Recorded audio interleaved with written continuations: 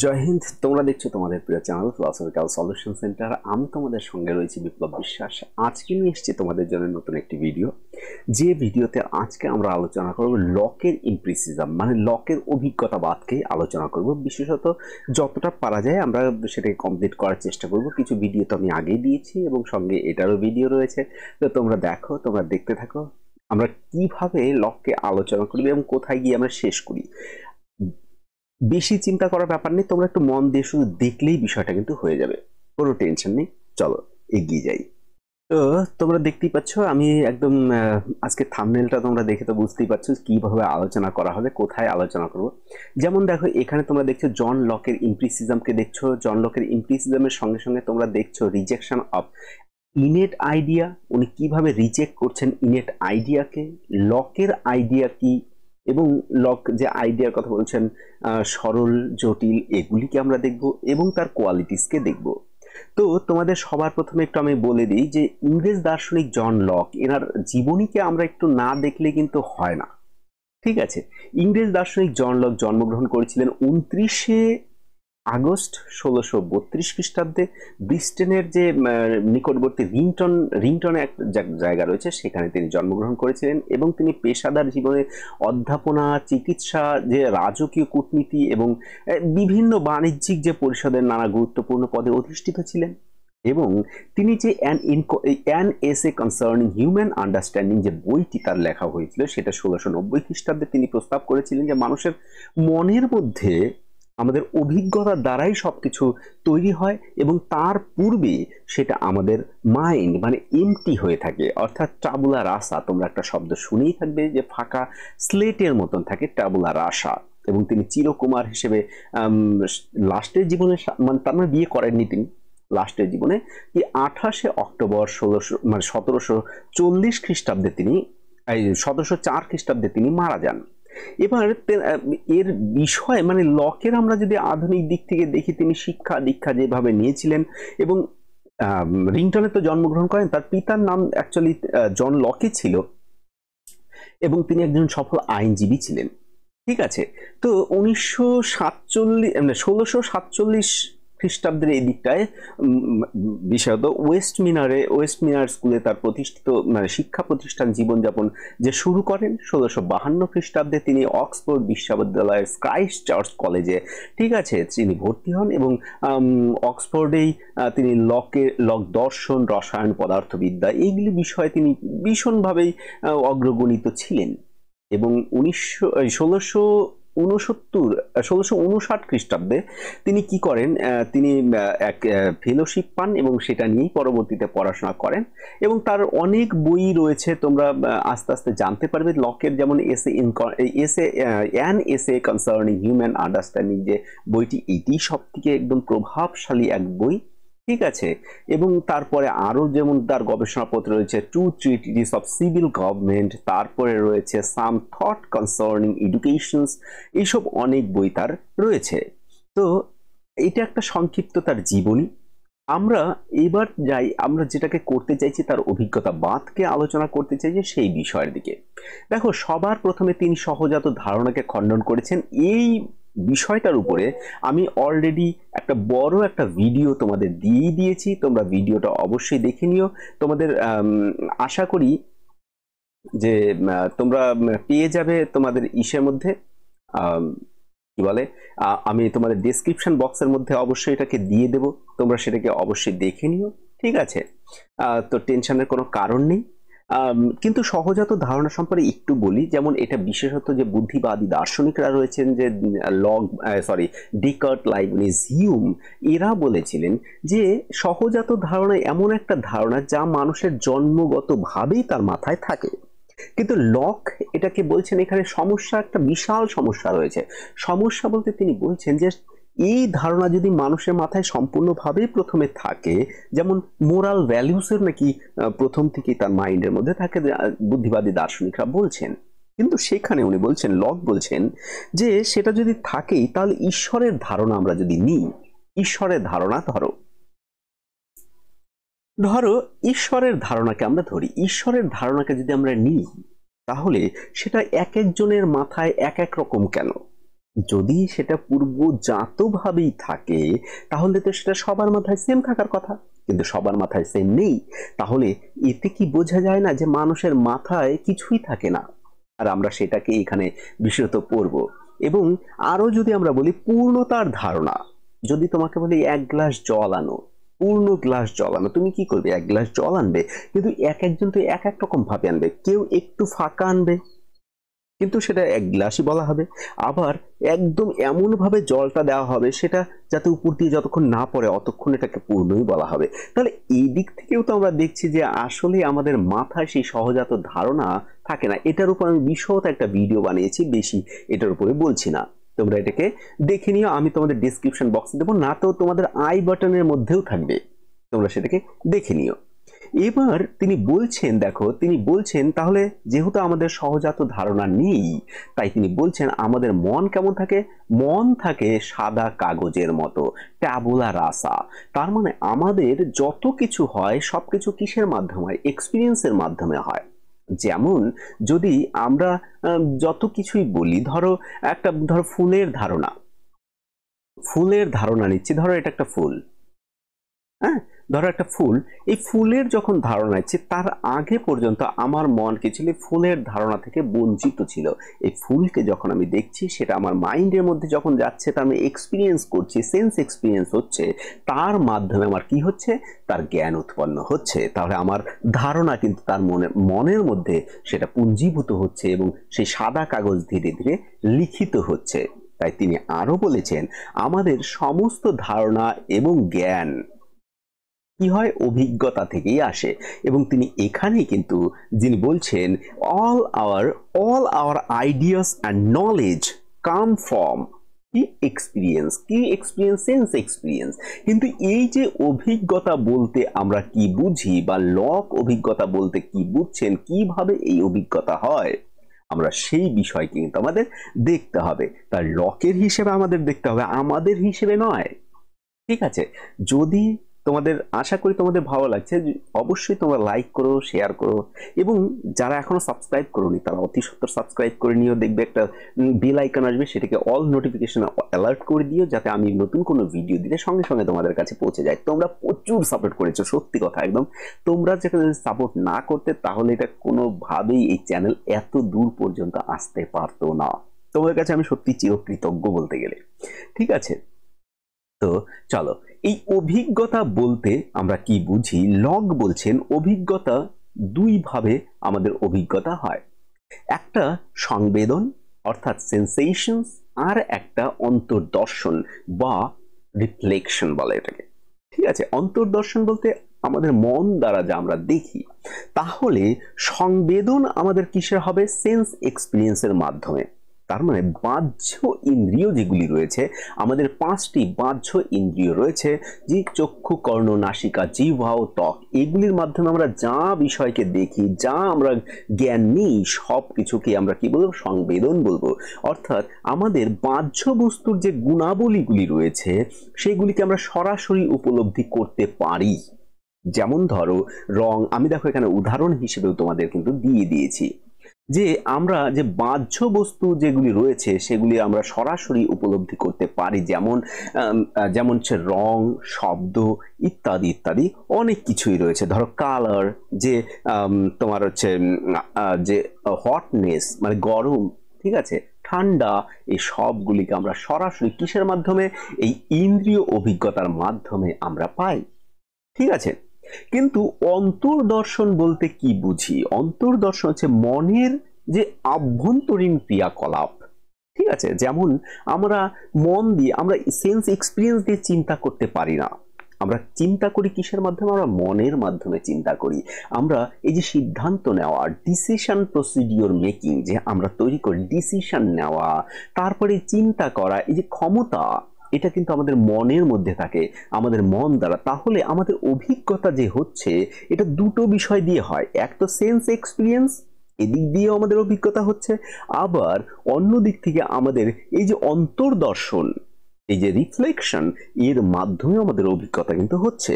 যেমন ধরো তোমার সামনে একজন ব্যক্তি আছে, সেই ব্যক্তি ভালো না খারাপ তোমাকে কেমন ইন্ডিকেশন দিচ্ছে, সেটা কিন্তু তুমি কিন্তু সেন্স এক্সপিরিয়েন্সের সঙ্গে সঙ্গে কিন্তু মনের সাহায্য নিতে হচ্ছে, যে লোকটা ভালো না খারাপ, কেমন আচরণ করছে সেই বিষয়েও কিন্তু তোমাকে দেখতে হচ্ছে। দেখো, ভালো মন্দের ধারণা আমি ধরেই নিলাম, ধরো এটা আমাদের সহজাত, কিন্তু তুমি ভালো মন্দকে এক্সপিরিয়েন্স ছাড়া তুমি কিন্তু ভালো মন্দকে কিন্তু প্রুভ করতে পারছো না।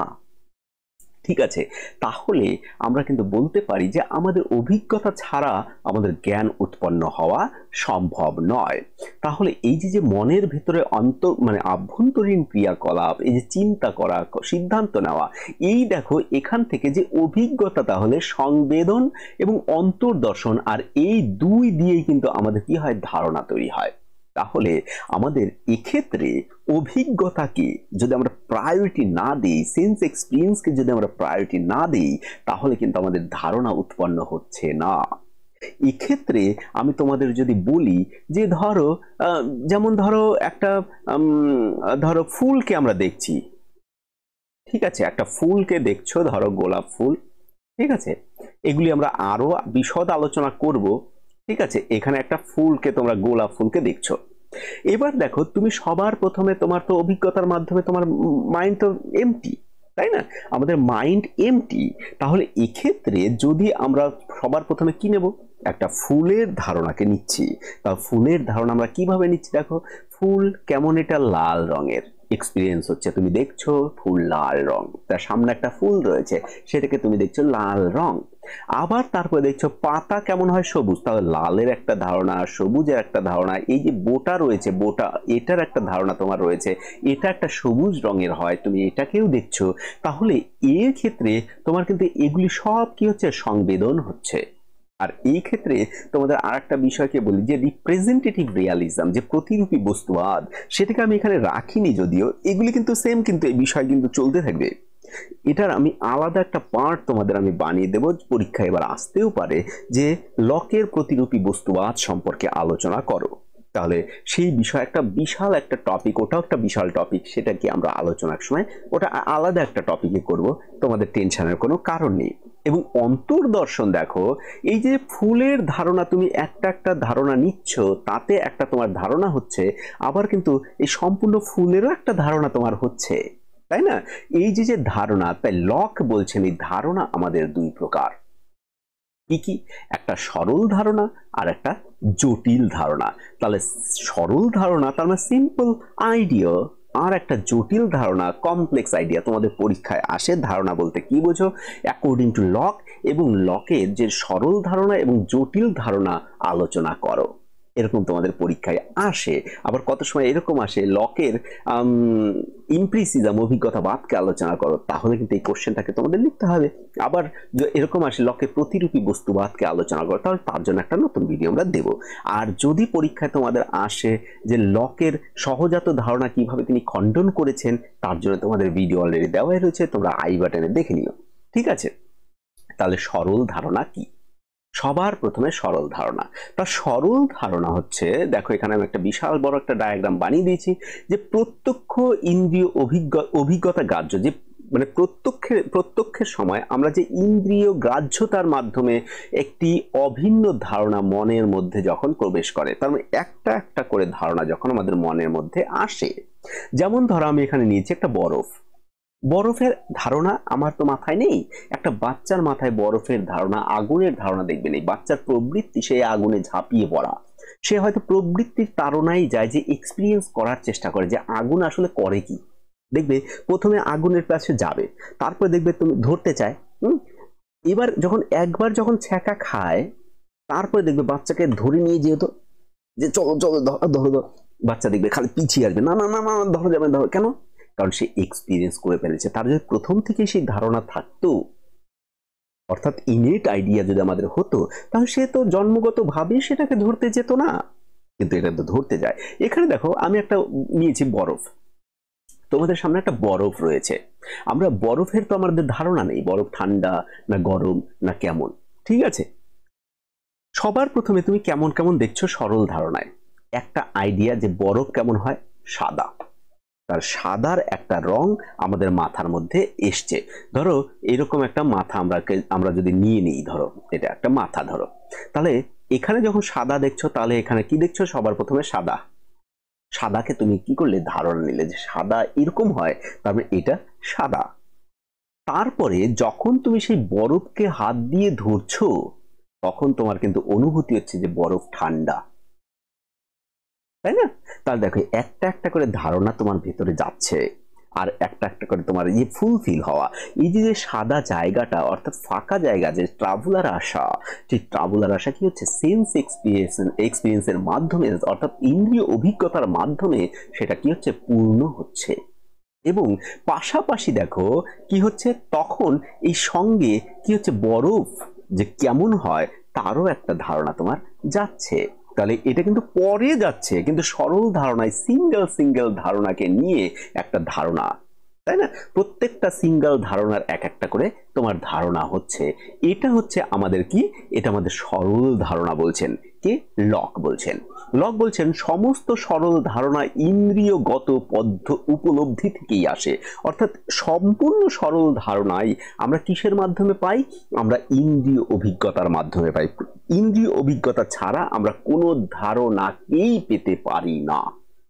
কিন্তু তিনি দেখো এখানে কমপ্লেক্স আইডিয়ার ক্ষেত্রে তিনি বলছেন, কমপ্লেক্স মানে বোঝো জটিল, তার মানে অনেকগুলি সরল ধারণাকে একসঙ্গে যুক্ত করে যখন আমাদের একটা ধারণা তৈরি হয়, তাহলে বেশ কিছু সরল ধারণার সমন্বয়, নতুন জটিল ধারণা গঠন, এই বিষয়কে আমি তোমাদের বলছি, এটা দিয়ে এই উদাহরণ দিয়ে তোমাদের বলছি। ঠিক আছে, এখানে দেখো সব আমি দাগ দিলে মুছে দিই, এটা একটু উল্টো করে ভাবলেই হয়ে যাচ্ছে। যখন তুমি একটা ধারণা নিচ্ছ, যখন ঠান্ডার ধারণা নিচ্ছ, পাশাপাশি দেখো এই দুটো ধারণার সঙ্গে সঙ্গে বরফের একটা ধারণাও কিন্তু তোমার হচ্ছে যে বরফ কেমন হয়? ঠান্ডা। এই যে দেখো একটা একটা ধারণা নেওয়ার সঙ্গে সঙ্গে মনে করে কলমটাই, কলমের কি কালি, যখন দেখছো এটাকে কলম নাকি তুমি জানো না, কিন্তু তুমি যখন এটাকে দেখছো তোমার একটা ধারণা গেল কালো, তারপর একটা শেপ আছে, সেই শেপ একটা গেল তোমার ভেতরে, এবং তারপরে তুমি সঙ্গে সঙ্গে আরো কিছু যে গুণাগুণ রয়েছে সেইগুলি দিয়ে তোমার মাথায় কিন্তু চলে যাচ্ছে, এবং তুমি তখন ভাবছো যে না এটা একটা কলম। এই দেখো এত ধারণার সঙ্গেও তোমার সেই কলমেরও ধারণা কিন্তু তোমার হচ্ছে, আর এটাকেই বলা হবে কি? Complex idea. এবার দেখো এই কমপ্লেক্স যে আইডিয়াটা তোমার মধ্যে হচ্ছে, আমরা এটা দিয়ে কি নতুন নতুন জটিল ধারণা, এই যে সরল ধারণাগুলি তুমি একটা একটা করে নিচ্ছ, সেটা দিয়ে জটিল ধারণাগুলো তৈরি করতে পারছো। যেমন সোনালী পাহাড়। এবার সোনালী একটা রং, যেটা তুমি একটা সিঙ্গেল কি একটা আইডিয়া অর্থাৎ সরল ধারণা হিসেবে তুমি নিয়েছিলে সোনালী কালারকে। পাহাড়ের একটা ধারণা, তুমি অনেক কিছু গাছপালা উঁচা নিচা এরকম করে কিন্তু তুমি একটা ধারণা নিয়েছো, তার পাহাড় একটা জটিল ধারণা, এবং তার সঙ্গে যে গোল্ডনেস, এই যে সোনালিতা, ঠিক আছে, গোল্ড, এই গোল্ডের ধারণা কিন্তু তোমার একটা আলাদা ধারণা, যার সঙ্গে তুমি যুক্ত করে পাহাড়ের ধারণা বলছো। আমরা এরকম ধারণাকেই ব্যাখ্যা করি, আমরা এরকমই ধারণা। একটা বোতলের কিন্তু সিঙ্গেল একটা করে ধারণা নেই, আমরা বোতলের জটিল ধারণা গঠন করেছি, যে এরকম করে প্যাঁচ খুলতে হয়, তা প্যাঁচ লাগানোরও কিন্তু একটা ধারণা তোমার আছে। তাহলে এই সব বিষয়কে তিনি বলছেন জটিল ধারণা বলছেন।